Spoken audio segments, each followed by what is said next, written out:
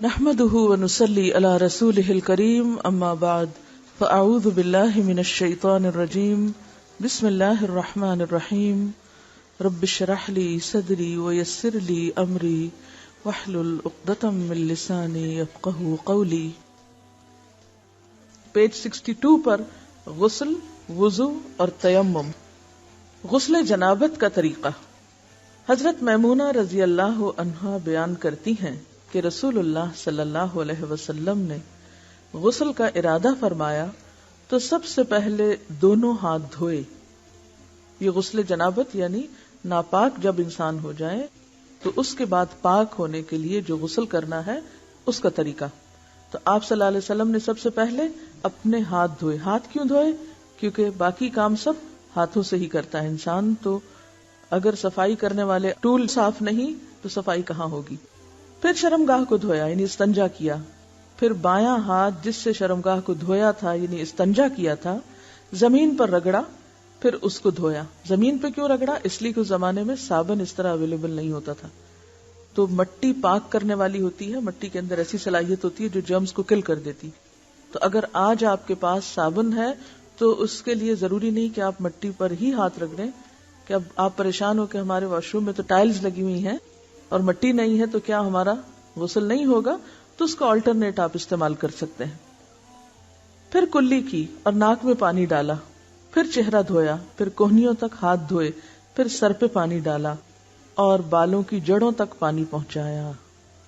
یعنی صرف پانی ڈالا ہی نہیں بلکہ مل کے سر کو بالوں کے جڑ یعنی جہاں سے بال اگتے ہیں اس سارے حصے کو خوب تر کیا. 3 بار سر پر پانی ڈالا، پھر تمام بدن پر پانی ڈالا. یعنی پہلے سر پہ 3 بار ڈال کے اس کو سارا دھو ڈالا، پھر پورے جسم پر پانی ڈالا. پھر جہاں آپ نے غسل کیا تھا اس جگہ سے ہٹ کر پاؤں دھوئے. تو اس کا مطلب ہے کہ باقی وضو آپ نے شروع میں کر لیا اور پاؤں دھونے کا عمل بالکل آخر میں کیا. حافظ ابن حجر رحمۃ اللہ علیہ فرماتے ہیں کسی حدیث میں غسل جنابت کا وضو کرتے وقت سر کے مسے کا ذکر نہیں. کیوں؟ اس لیے کہ سر دھو جو لیا جاتا ہے. حضرت عائشہ رضی اللہ عنہا اور حضرت عبداللہ بن عمر رسول اللہ صلی اللہ علیہ وسلم کے غسل جنابت میں وضو کا ذکر کرتے ہوئے فرماتے ہیں کہ آپ نے سر کا مسح نہیں کیا بلکہ اس پر پانی ڈالا. امام نسائی نے اس حدیث پر یہ باب باندھا ہے جنابت کے وضو میں سر کے مسح کو ترک کرنا. امام ابو داؤد فرماتے ہیں میں نے امام احمد سے سوال کیا کہ جنبی جب غسل سے قبل وضو کرے تو کیا سر کا مسح بھی کرے؟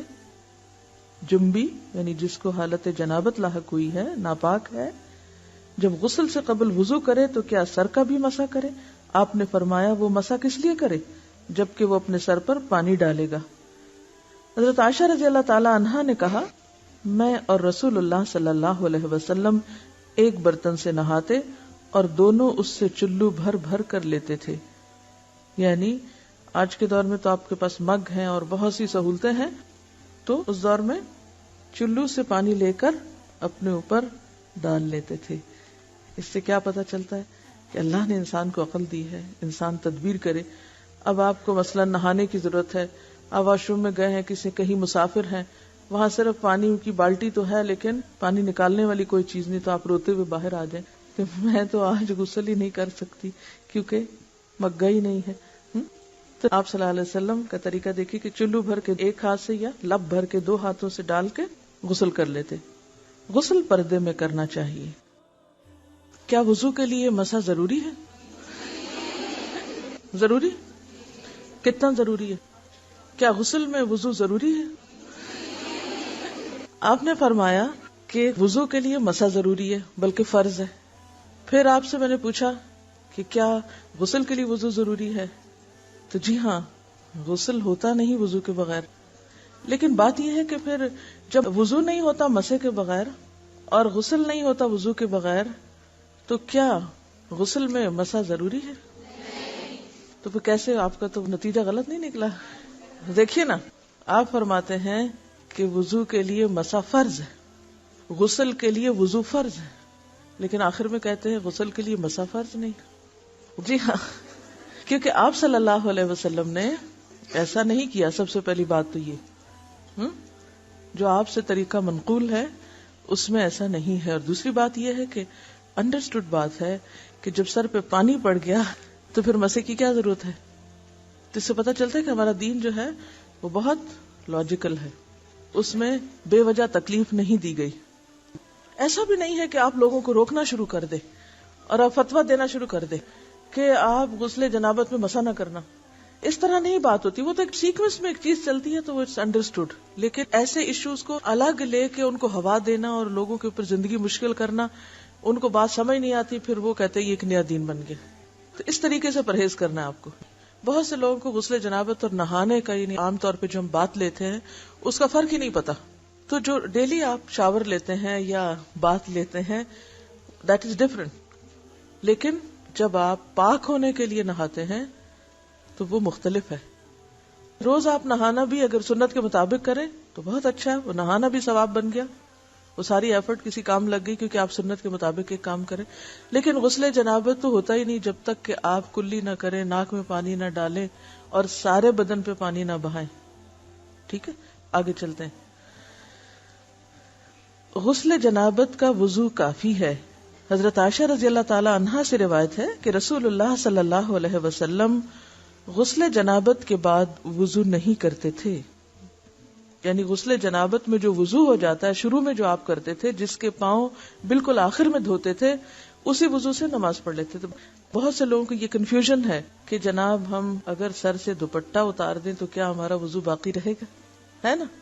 یہ بہت ایک خلش سی دل میں لوگوں کی ہوتی.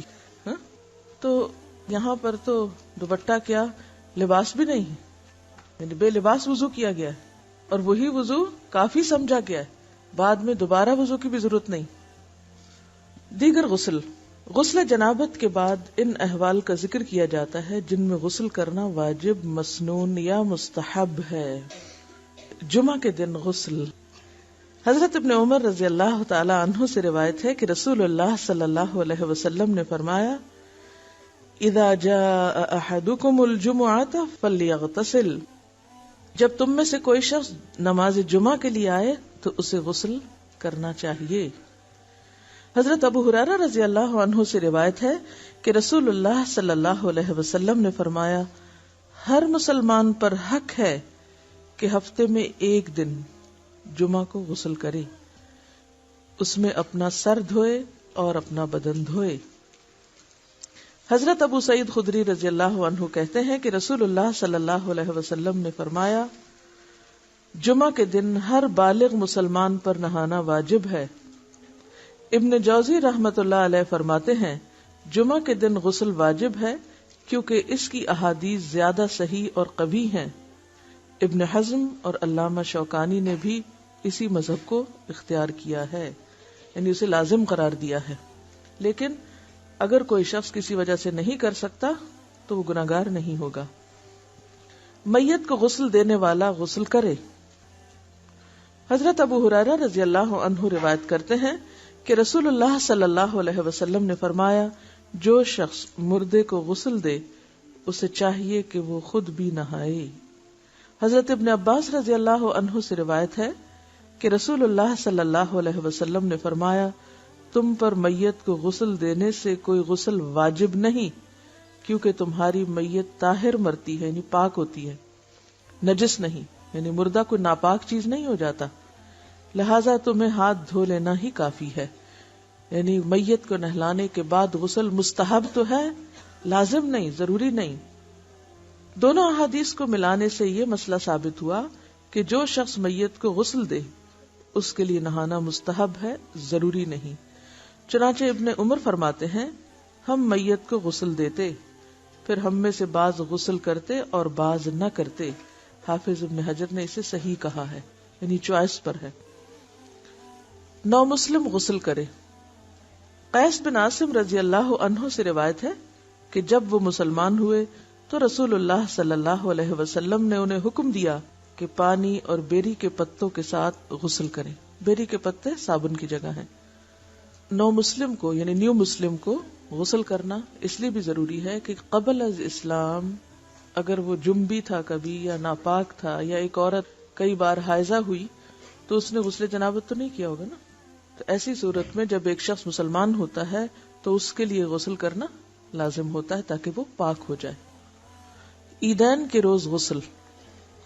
نافع کہتے ہیں کہ حضرت ابن عمر رضی اللہ عنہ عید الفطر کے روز غسل کیا کرتے تھے. حافظ ابن عبد البر فرماتے ہیں کہ عیدین یعنی دونوں عیدوں چھوٹی بڑی عید کے دن غسل کے بارے میں رسول اللہ صلی اللہ علیہ وسلم سے کوئی حدیث ثابت نہیں. صحابہ رضی اللہ عنہم کا عمل ہے، یعنی صحابہ کرام نے ایسا کیا ہے. خود نبی صلی اللہ علیہ وسلم سے کوئی حدیث ثابت نہیں. اہل علم کی ایک جماعت کے نزدیک یہ غسل جمعہ پر قیاس کرتے ہوئے مستحب ہے، یعنی یہ بھی پسندیدہ ہے، کیونکہ جمعہ کا دن بھی مسلمانوں کی عید کا دن ہوتا ہے، کائنڈ آف عید ہے جمعہ. تو اسی طرح جو اصل عید کا دن ہے اس کو پھر کس پر قیاس کریں گے؟ جمعہ کے دن پر. تو وہ غسل بھی پسندیدہ ہوگا. لیکن اگر سردی کی وجہ سے کسی تکلیف سے انسان نہ کر سکے تو گناہگار نہیں ہوگا. بہقی میں ہے، بعض لوگ اس کو بہقی پڑھتے ہیں، تو یہ بہقی نہیں ہے بلکہ بہقی ہے. بہق ایک علاقے کا نام ہے جس کی طرف نسبت. بہقی میں ہے حضرت علی رضی اللہ عنہ نے فرمایا جمعہ، عرفہ، قربانی اور عید الفطر کے دن غسل کرنا چاہیے. یہ عیدین کے روز غسل پر سب سے اچھی دلیل ہے، یعنی حضرت علی کا قول. امام نووی فرماتے ہیں اس مسئلہ میں اعتماد حضرت عبداللہ بن عمر کے اثر پر ہے. اثر جو ہے وہ بھی حدیث ہی کو کہتے ہیں جو صحابی کی طرف منسوب ہوتا ہے. نیز جمعہ کے غسل پر قیاس اس کی بنیاد ہے، یعنی اس اثر کی یعنی صحابی کے قول کی بنیاد کس پر ہے؟ جمعہ کے دن کے غسل پر. احرام کا غسل. حضرت زید بن ثابت سے روایت ہے کہ حج کا احرام باندھتے وقت رسول اللہ صلی اللہ علیہ وسلم نے غسل فرمایا. مکہ میں داخل ہونے کا غسل. اب یہ غسل دو الگ الگ ہیں. ایک تو یہ ہے کہ آپ گھر سے نکل رہے ہیں یا آپ جہاں سے احرام باندھ رہے ہیں، جیسے مدینہ سے مکہ جاتے وقت راستے میں میقات آتی ہے ابیار علی کے مقام پر، وہاں باقاعدہ غسل خانے بنے ہوئے ہیں اور لوگ وہاں غسل کر لیتے ہیں. لیکن اگر آپ گھر سے بھی اس نیت سے کر کے نکلیں تو بھی درست ہے، کیونکہ بعض اوقات پبلک ٹوائلٹس میں موقع نہیں بھی ملتا وہاں. یا یہاں سے جب ہم جاتے ہیں پاکستان سے تو احرام کہاں باندھتے ہیں؟ جہاز میں. جہاز میں آپ غسل کہاں فرمائیں گے؟ تو بہتر ہے آپ گھر سے ہی غسل کر لیں اس نیت سے کہ آپ یہ احرام کا غسل کر رہے ہیں. اور پھر دوبارہ مکہ داخل ہوتے وقت، اب تو یہ چونکہ فاصلے بہت مختصر ہو گئے ہیں، لیکن اس کے باوجود جدہ ایئرپورٹ پر بھی ایسے غسل خانے موجود ہیں جہاں انسان مکہ کی طرف جانے سے پہلے شاور لے سکتا ہے. حضرت ابن عمر رضی اللہ عنہ فرماتے ہیں کہ رسول اللہ صلی اللہ علیہ وسلم مکہ میں داخل ہوتے وقت غسل کرتے تھے. اب یہ سارے غسل جو ہیں یہ مستحب ہیں، پسندیدہ عمل ہے. احرام پہنتے وقت اور مکہ میں داخل ہوتے وقت غسل ایسے ہی ہے جیسے نماز سے پہلے کوئی وضو کر کے نماز کی تیاری کر رہا ہو. وضو تو خیر فرائض میں سے ہے، لیکن یہ بھی چونکہ اللہ کے گھر جا رہا ہوتا ہے انسان، تو صاف ستھرا ہو کے جائے، تیار ہو کر جائے، باقاعدہ اس کے اندر ایک فیلنگ ہو کہ وہ اللہ کے گھر داخل ہو رہا ہے، ایک اللہ سے ملاقات کا ذریعہ ہے. تو اس میں جسمانی صحت اور صفائی اور ستھرائی جو ہے وہ روحانی صحت پر اثر انداز ہوتی ہے. تو یہ سارا جو غسل کا جتنا بھی بیان تھا، اس میں ایک بات بہت اچھی طرح واضح ہو گئی کہ فرض کے درجے کا غسل جو ہے وہ ناپاکی سے پاک ہونے کا ہی ہے، اور بس. باقی جو غسل ہیں وہ مستحب میں ہے، مستحبات میں سے ہیں، جن میں سے سب سے اہم غسل جمعے کا غسل ہے، جس کو بعض علماء واجب کے درجے پر رکھتے ہیں. باقی تمام کی تمام کیا ہے کہ ایسا کرنا افضل ہے، پسندیدہ ہے، بہترین ہے، اور اگر کوئی نہ کسی وجہ سے کر سکے تو اس کے اوپر کوئی ملامت نہیں، اس کی عبادت میں خلل نہیں آئے گا اس وجہ سے. جیسے وضو کے بغیر نماز میں خلل آتا ہے، اس طرح غسل کے بغیر ان عبادتوں میں خلل نہیں ہوگا. ٹھیک. مسواک کا بیان. حضرت حذیفہ رضی اللہ عنہ فرماتے ہیں رسول اللہ صلی اللہ علیہ وسلم جب رات کو تہجد کے لیے اٹھتے تو مسواک فرماتے. گویا نیند سے اٹھنے کے فوراً بعد پہلا کام مسواک. حضرت ابن عباس رضی اللہ عنہ فرماتے ہیں نبی صلی اللہ علیہ وسلم رات کو ہر 2 رکعت کے بعد مسواک کرتے، یعنی صرف اٹھنے کے بعد ہی نہیں بلکہ 2 رکعت نماز پڑھ کے تہجد کی پھر مسواک کر لیتے، پھر 2 رکعت پڑھتے پھر مسواک کر لیتے، یعنی اتنی کثرت کے ساتھ آپ مسواک کیا کرتے تھے کیونکہ اس سے پوری نیند چلی جاتی، انسان دوبارہ سے فریش ہو جاتا ہے اور قرآن پڑھنے میں لطف بھی زیادہ آتا ہے جتنا آپ کا منہ زیادہ صاف ہوگا۔ سیدہ عائشہ رضی اللہ عنہا سے روایت ہے کہ رسول اللہ صلی اللہ علیہ وسلم نے فرمایا، مسواک منہ کے لیے طہارت کا سبب اور اللہ کی رضامندی کا ذریعہ ہے۔ سیدہ ام سلمہ رضی اللہ عنہا سے روایت ہے کہ رسول اللہ صلی اللہ علیہ وسلم نے فرمایا، جب بھی میرے پاس جبریل آتے تو مجھے مسواک کرنے کا حکم دیا کرتے تھے۔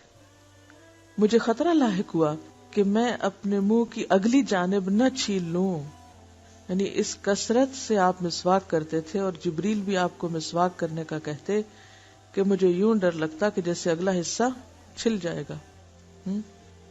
حضرت ابو ہریرہ رضی اللہ عنہ سے روایت ہے کہ رسول اللہ صلی اللہ علیہ وسلم نے فرمایا، اگر میں اپنی امت کے لیے مشکل نہ جانتا تو اپنی امت کو عشاء کی نماز میں تاخیر کرنے اور ہر نماز سے پہلے مسواک کرنے کا حکم دیتا۔ تو اس سے بھی یہ بات پتہ چلتی ہے کہ مسواک کی جہاں بہت تاکید ہے وہاں مسواک کرنا پھر ایک مستحب عمل ہے، فرض یا واجب کے درجے میں نہیں ہے، اگرچہ تاکید بہت ہے۔ اور کیوں نہیں اس کو فرض قرار دیا گیا؟ کہ لوگوں کے لیے مشقت ہو جاتی، ہر جگہ انہیں اپنے ساتھ مسواک رکھنا پڑتا اور اگر نہ ہوتا تو پھر ان کے لیے عبادت مشکل ہو جاتی۔ لیکن بہت ساری چیزیں ایسی ہیں زندگی میں، صرف مسواک ہی کی بات نہیں، کہ ان کے اوپر شوق بھی دلایا گیا، آپ صلی اللہ علیہ وسلم کا طرز عمل بھی ہمیں پتہ چلتا ہے اور بار بار کی تاکید بھی پتہ چلتی ہے، لیکن اس کے باوجود ہم پہ لازم نہیں کیا گیا۔ ایسے میں ہمیں کیا کرنا چاہیے کہ حد الوسع جتنا بھی ممکن ہو ان چیزوں کو اپنی عادت بنا لیں۔ آپ میں سے کتنے لوگ لکڑی والی مسواک کرتے ہیں؟ آپ دیکھیے کہ جہاں یہ ایک سنت ہے وہاں اورل ہائیجین کا بہترین ذریعہ ہے۔ کوئی ربڑ، پلاسٹک کا ٹوتھ پیسٹ، کوئی ماؤتھ واش، کوئی دوسری چیز دنیا کی اس کی جگہ ہے ہی نہیں۔ ایک بہت ہی نیچرل انداز ہے منہ کو صاف کرنے کا، اور آپ دیکھیں گے کہ اگر آپ واقعی اس کو روٹین میں کرتے ہیں تو جو آپ کا ڈینٹل ڈکے ہے اس کو آپ پریونٹ کر سکتے ہیں، جو کہ کسی بھی ٹوتھ پیسٹ سے نہیں ہو سکتا، کیونکہ ہر ٹوتھ پیسٹ میں کسی نہ کسی طرح کی شوگر، کسی نہ کسی طرح کے کچھ ایسے کیمیکلز شامل کیے ہوتے ہیں، پریزرویٹوز وغیرہ، اس کو پریزرو کرنے کے لیے، جبکہ لکڑی کو پریزرو کرنے کے لیے کوئی ایسی ضرورت نہیں ہوتی۔ تو جو فائدے مسواک کے ہیں وہ کسی برش اور ٹوتھ برش اور ماؤتھ واش کے نہیں ہیں، یا ٹنگ کلینر کے نہیں ہیں، کیونکہ آپ دیکھیں کہ جو عام ٹوتھ برش ہوتا ہے وہ اس سے ٹنگ نہیں کلین کر سکتے، آپ کو پھر ٹنگ کلینر الگ لینا ہے، پھر منہ کی خوشبو کے لیے ایک الگ چیز استعمال کرنا ہے، تو اس میں وقت کا کتنا ضیاع ہے، مال کا کتنا ضیاع ہے۔ ایک لکڑی کی سٹک پہ آپ کا کیا لگے گا؟ اس کا یہ مطلب نہیں کہ آپ ٹوتھ پیسٹ نہ کریں، وہ بھی آپ ایٹ ٹائمز کر لیں، لیکن اس کی عادت ضرور ڈال لیں، اور عادت ڈالنے میں صرف صحت کے فائدے کو سامنے رکھتے ہوئے نہیں بلکہ سنت کو سامنے رکھتے ہوئے، کیونکہ مسواک کے ساتھ جو نماز پڑھی جاتی ہے اس کا 70 گنا اجر بڑھ جاتا ہے بغیر اس کے جو مسواک کے بغیر پڑھی جاتی۔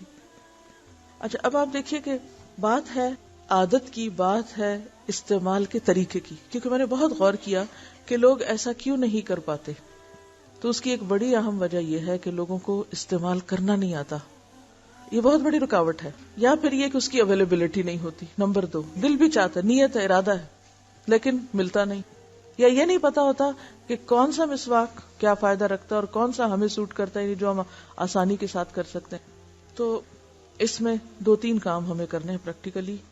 ایک تو یہ ہے کہ بالکل کوئی جھجک نہیں، کوئی شرم نہیں، کچھ نہیں، مسواک کرنے کا طریقہ سیکھنا ہے، کیونکہ بعض مسواک آسان ہوتے ہیں استعمال کرنے، جن میں زیتون کا یا نیم کا جو مسواک ہوتا ہے اٹس ویری ایزی، بہت جلدی اس کا آگے وہ برش بن جاتا ہے اور انسان بہت آسانی سے کرتا ہے۔ اسی طرح عام طور پہ جو پیلو کا مسواک ہے وہ بھی بہت فائدہ مند چیز ہے۔ نبی صلی اللہ علیہ وسلم حلق تک مسواک کیا کرتے تھے کہ ساری جو آپ کی علائشیں ہیں وہ آپ کی زبان یا ٹنگ کے پچھلے حصے پہ چلی جاتی ہیں، وہاں جم جاتی، تو جب آپ اس کو کلین کر دیتے ہیں تو آپ معدے کی بہت ساری امراض سے خود بخود نجات پا جاتے ہیں۔ اور حضرت عائشہ فرماتی ہے کہ آپ صلی اللہ علیہ وسلم جب مسواک کرتے تھے تو او کی آواز آتی تھی، یعنی وہ اتنا آگے تک کرتے تھے کہ جیسے تھرو اپ کرنے لگے ہوں.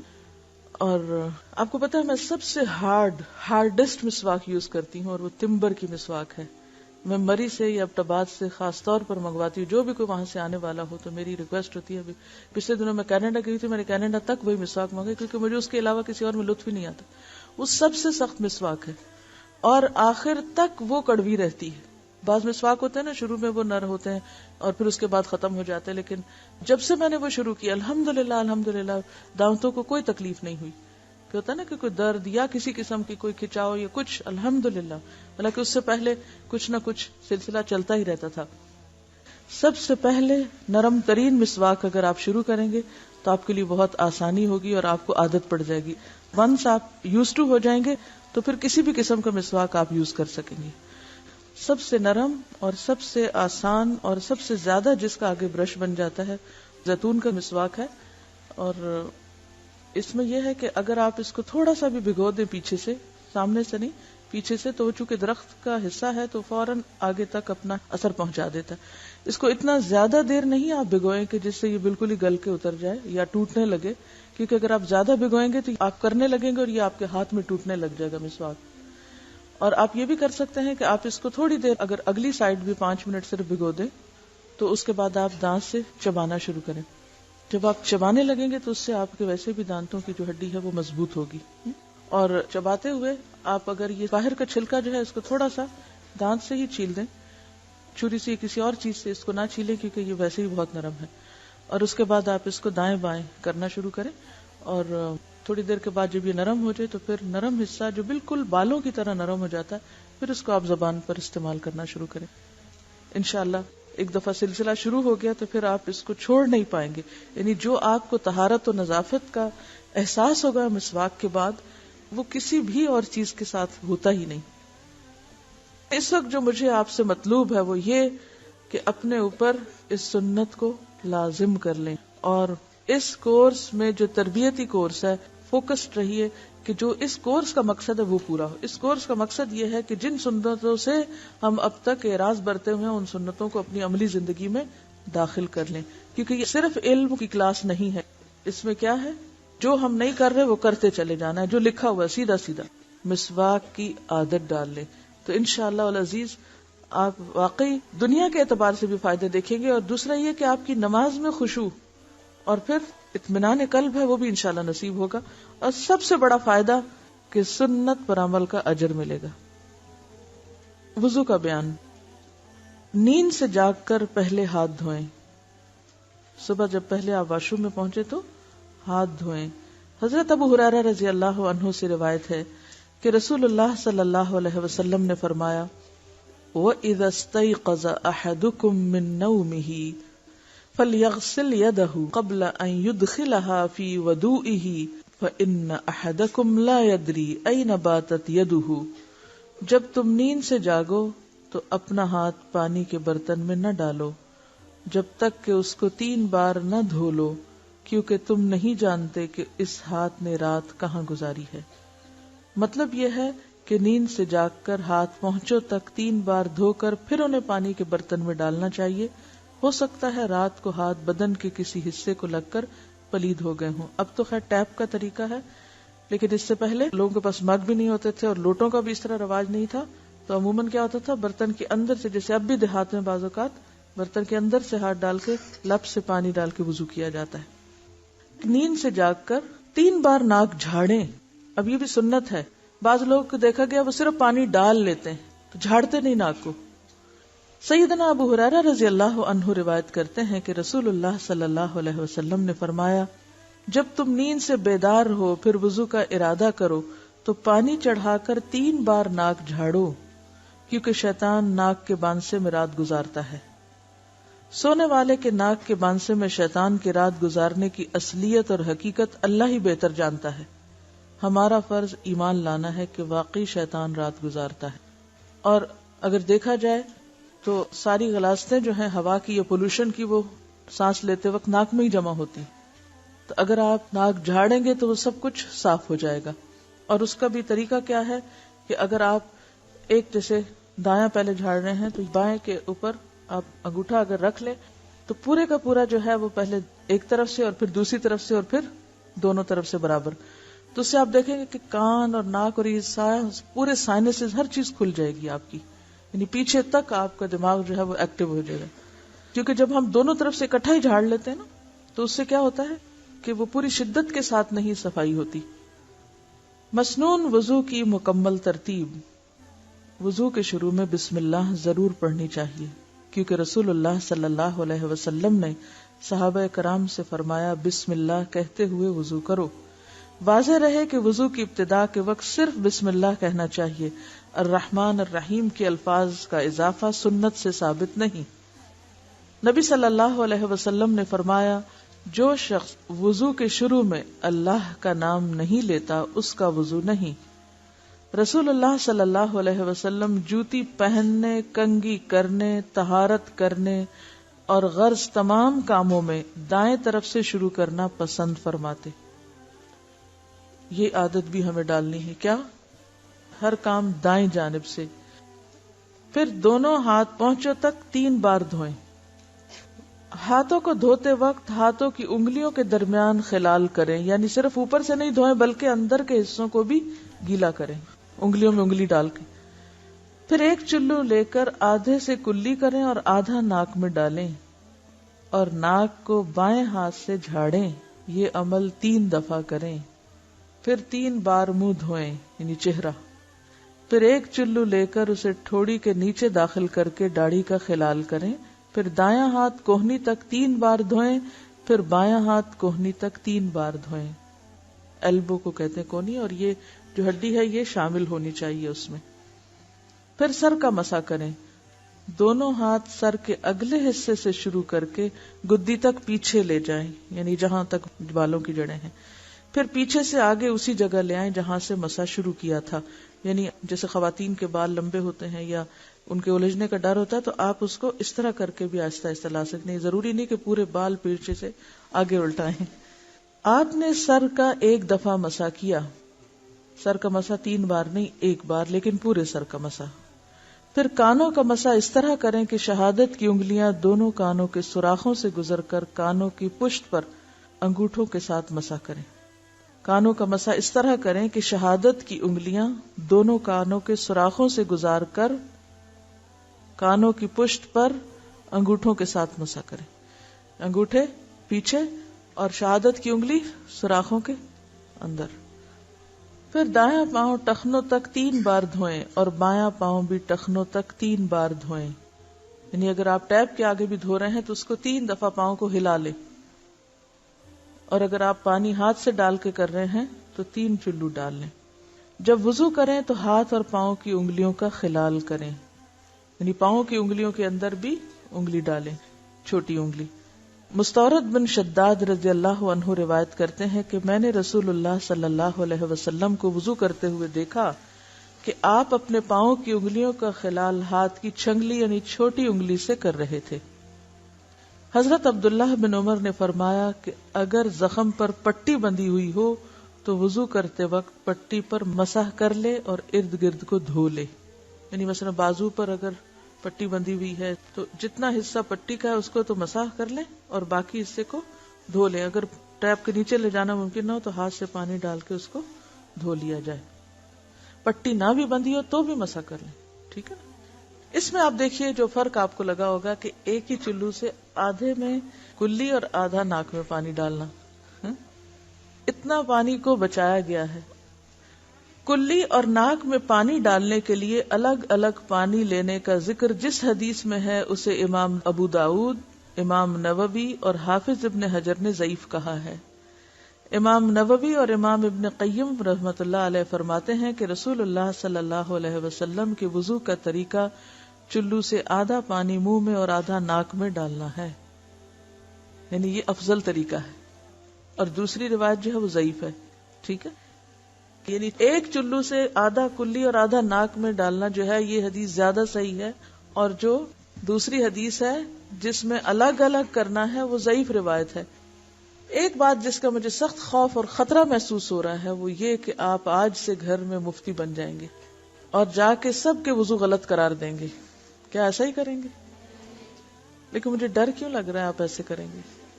ہاں دیکھیے، آپ فقہ اسلامی پڑھ رہے ہیں، یہ جان رہے ہیں کہ فقہ کی اصل بنیاد قرآن اور سنت میں صحیح حدیث ہے، اور پریفرنس ہماری صحیح احادیث پر ہے، اور پھر سارے ذخیرے کو کھنگال کر جو چیزیں صحیح کے درجے پہ پوری اتر رہی ہیں ان کو اختیار کرنا ہے. اب یہ آپ تو ایک پروسیس سے گزر کر آپ ایک چیز کو لے رہے ہیں، ڈھونڈ کے سب جان کے، پھر آپ کہہ رہے ہیں ہاں ٹھیک ہے میں یہ لے سکتی ہوں. لیکن جنہوں نے یہ سب جانا نہیں پڑھا نہیں، ان پر آپ مسلط تو نہیں کر سکتے نا کچھ. ہاں بتا سکتے ہیں، اور بتانے کے لیے آپ کتاب پھر سامنے رکھیے، زبانی باتیں نہیں کیجیے، اور لوگوں کے وضو غلط قرار نہیں دیجیے. اس سے بھی بچیے کہ آپ غلط وضو کر رہی ہیں. آپ یہ کہہ سکتی ہیں کہ آپ نے اگر صحیح حدیث کا انتخاب کر کے بہتر وضو کیا ہے تو دوسرے کا غلط نہیں ہے، ٹھیک ہے، بجائے اس کے کہ وہ نماز پڑھتا رہے. ایسا نہ ہو کہ آپ کا طرز عمل اس کو نماز سے ہی بھگا دے. یہ زیادہ اہم نقطہ ہے سیکھنے کا بنسبت افضل اور بہترین چیزیں سیکھنے کے. اور ایسے لوگوں کو بھی آرام سے بتا سکتے ہیں جو خود سننے کے سمجھنے کے طلبگار ہوں اور بس بلا وجہ کسی کے بھی پیچھے نہیں. اب دیکھیے کہ میں نے یہ کتاب آپ کے سامنے کیوں رکھی، تاکہ دلائل آپ کے سامنے ہوں، اور اگر آپ کو میں دلائل کے بغیر خود اپنے حکم کے طور پہ سناتی تو شاید آپ کے لیے بھی قبول کرنا آسان نہ ہوتا. چلیے آگے چلتے ہیں. رسول اللہ صلی اللہ علیہ وسلم نے فرمایا، کانوں کا تعلق سر سے ہے، یعنی سر کا مسح جو قرآن میں آتا ہے نا، فَامْسَحُوا بِرُؤُوسِكُمْ، تو کان بھی سر کا حصہ ہے. یعنی اگر کوئی پوچھے کہ دلیل کیا ہے تو اس میں آپ صلی اللہ علیہ وسلم نے یہی دلیل دی ہے کہ کان سر کا حصہ ہے، یعنی کانوں کا تعلق سر سے ہے. اسے ابن جوزی وغیرہ نے صحیح کہا ہے یعنی اس حدیث کو. اس کا مطلب یہ ہے کہ کانوں کے لیے نئے پانی کی ضرورت نہیں، یعنی مسح کرتے وقت وہ سر ہی کے مسح میں شامل ہے.